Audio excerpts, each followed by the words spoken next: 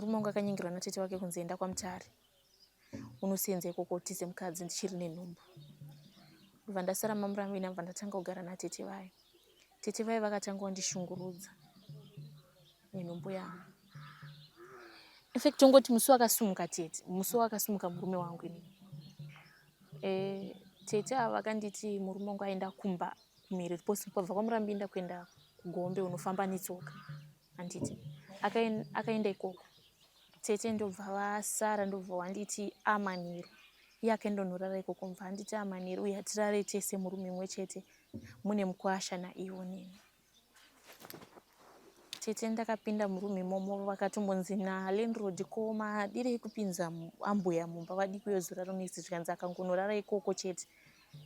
Chotaura kumurume wake kuti akarara nalandlord. Takarara murume mumwe chete. Tete nemurume wavo vakaita bonde ndirimo. Murume wavo vakasvika pakunyengera murume wavo kuti dzika pasi uteste ambuya kuti vari kuda murume. Murume wavo akadzika pamubhedha ndobva atanga kundibata asina hembe dzanga akapfeka. Ndakarara pasi. Andibata inini ndakazvinzwa ndobva ndascreama. Tete vaye vabva vaita kunge vasina. Pandakascreama ndobva ndabuda panze. Murume wacho ndobva atombonditeera asina hembe.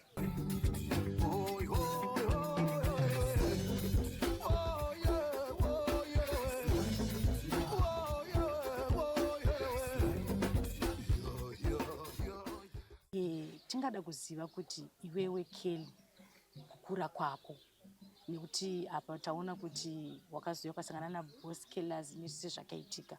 Vadiwa vatanoda kuziva kuti Kelly akambokura sei kuzozi azosvika pakuti aenda kunoenda hangu kutsvaga koko ari kutaura mazita ari kutaura kuzvimbo ndokuna kumarasika.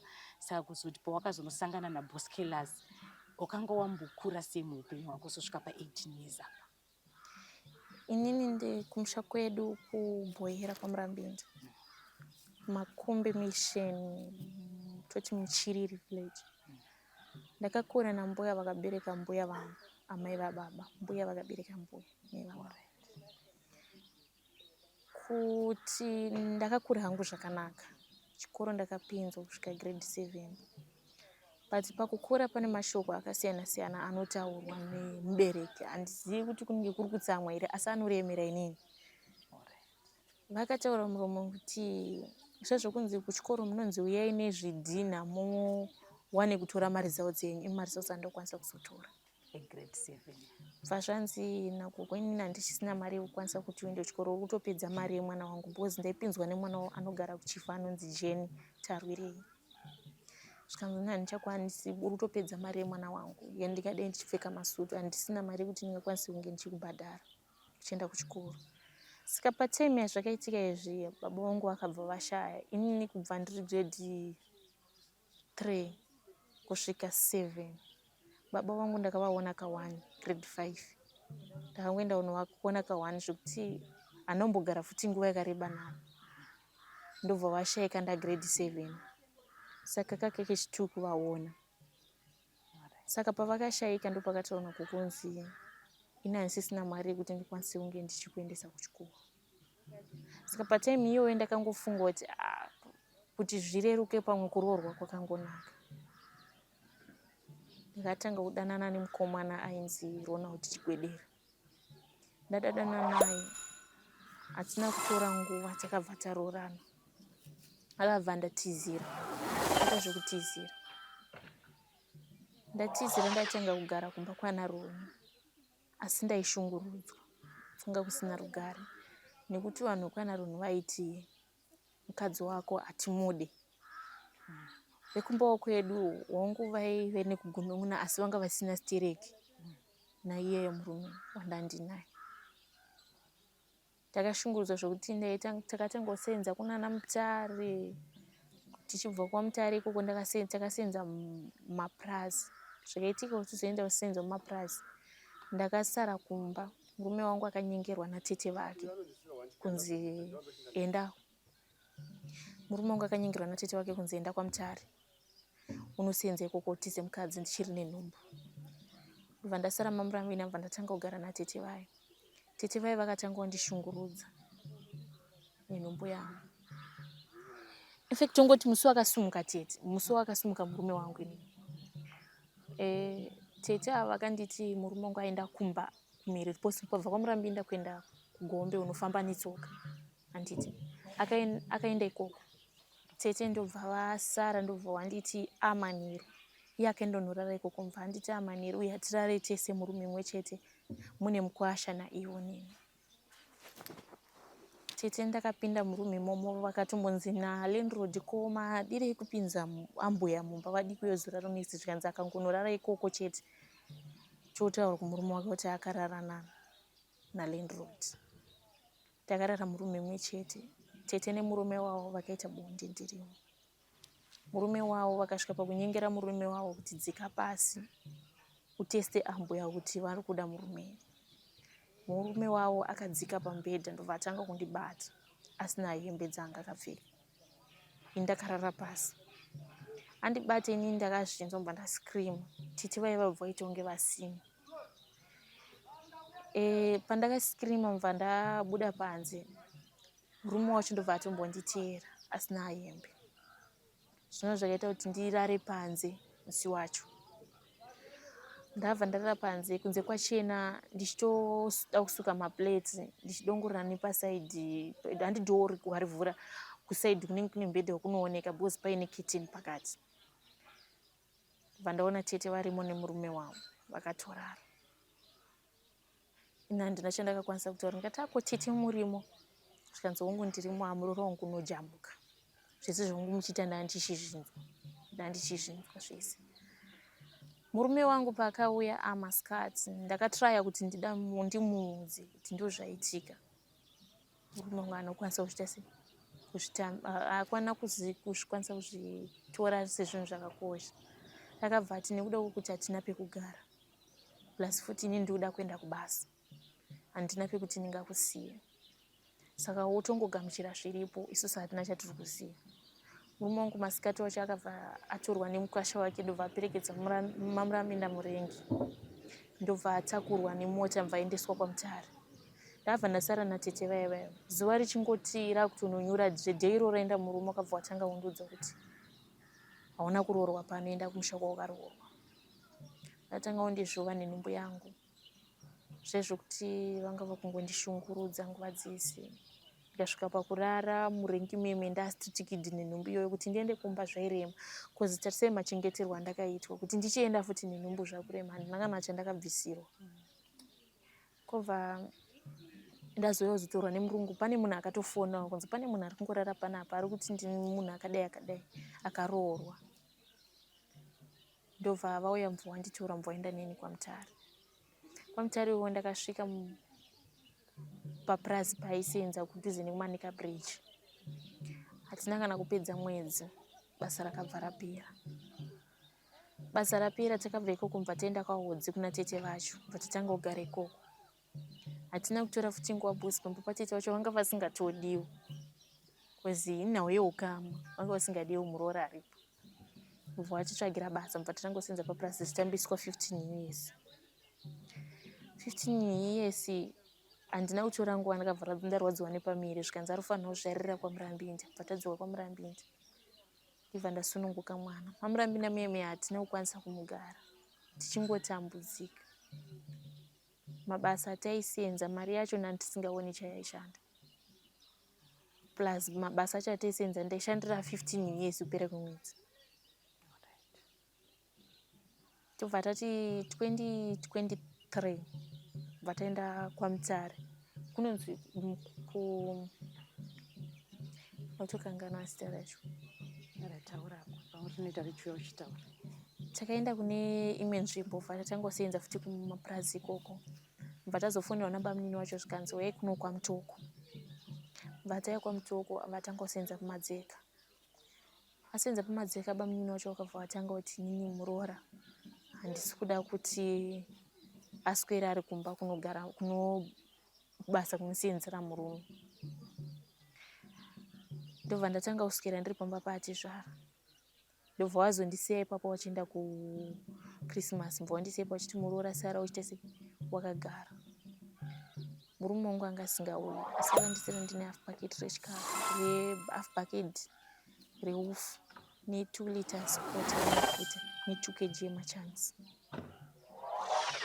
Zvinhu izvi hazvina kulasta kana 2 weeks. Apa ndine mwana yamwa pamukaka. Saka pane vamwe baba vanga vakaudza kuti vanouya vachiona tsuro everyday. Baba avo ndakavakumbira kuti vauye nemuriwo. Baba ndobva watanga kuuya nehuku. Ndatanga kudya huku yemurume wangu ndichimuudza, baba wamisi, handinewo muriwo. Iye aindudza kuti handinewo zano randinaro. Zvosvika kuti baba vakatanga kundiapproach, handidi kunyepa. Ndakatozongosvika pakudanana navo because of situation. Asi handina musi wandakabata kunze kuti ndini ndakataura kumurume kuti baba ava ndiri kudanana navo. Murume wangu akabva atoti inini handichade kukuona. Ndobva ndapanda ndatanga kugara naMelisa ndokusondotsvagira basa kwaJani. Ndozvakaita tozosangana naBoss Kellas. Right. Ndingada kuziva kuti watiyo gogo vakakuti handisi kupedza mari yemwana wangu wangu achapedza grade 7. Ndopakauya pfungwa dzekuti kuroorwa kuri nani. Saka ndingada kuziva kuti paitika zvese zvokuroorwa nemurume wako waiva nemakore mangani? Ndandine 14 years. 14 years. Uchizobereka mwana wako wangu wane makore mangani? 15. Wangu wane 15. Saka baba vemwana hamuna kuzombonana kubva musi waasina kudzoka paya? Baba vemwana takatorarama tese. Paasina kudzoka takatoenda, ndakamuteera pane munhu akauya wokubasa kwaaisenza. Ndobva afona kumurungu wacho kuti pane munhu wamakaenda neye ane mudzimai ari kunoko ari kuraramira muStreet Kid. Ndobva azviyozvonitora mubva taenda tese unorarama tese. Alright. Ipapo ndandapanzwisa ndakandichireva apa pekuti pawakazogara natezvara, wasiwa natezvara uchizonodanana nababa vaye vaikugera muriwo, ndiri kuti murume wako achizozodana baba akazombodzoka here kukutsvaga kuteera kwawanga kusenza kwaJani uko, kana kuti haana kuzombvira kutsvaga? Haana kuzombobvira nditsvaga kusvika pari zvino.